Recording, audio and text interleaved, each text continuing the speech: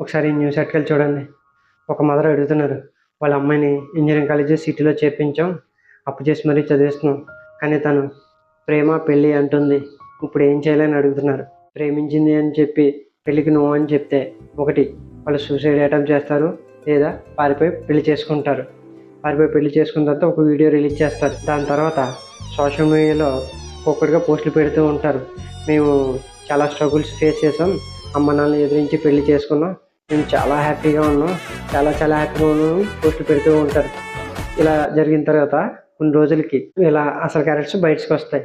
అబ్బాయి కట్నం తీసుకురమ్మని అమ్మాయి నువ్వు చాలామంది అమ్మాయిలతో ఎఫ్ఐఆర్ పెట్టుకున్నావు, నన్ను మోసం చేసావు అని అమ్మాయి ఇలా ఒకరినొకరు కొట్టుకోవడం మరియు గొడవ పడడం స్టార్ట్ చేస్తారు. వీళ్ళల్లో ఎవరో ఒకరిని జరిగిద్ది, మిగిలిన వాళ్ళని పోలీసులు తీసుకెళ్ళిపోతారు. సో ఫైనల్గా ఈ స్టోరీకి ఒక ఎండ్ కట్ పడుద్ది. లేదు ఇలా జరగకుండా ఉండాలి అంటే అమ్మాయిని మరియు తను ప్రేమించిన అబ్బాయిని పిలిచి మాట్లాడి అమ్మాయి చదువుకైన ఖర్చు మరియు పెళ్ళికి అయ్యే ఖర్చు మొత్తం డబ్బును తిరిగి మీకు ఎదురు కట్నంగా అంటే పేరెంట్స్కి ఇస్తే అమ్మాయిని ఇచ్చి పెళ్లి చేస్తామని చెప్పండి. దీనికి ఒక సొల్యూషన్ దొరకచ్చు. రీసెంట్ టైంలో జరిగిన సంఘటనలను చెప్పడమే తప్ప ప్రేమ పెళ్ళిళ్ళకి నేను వ్యతిరేకం కాదు.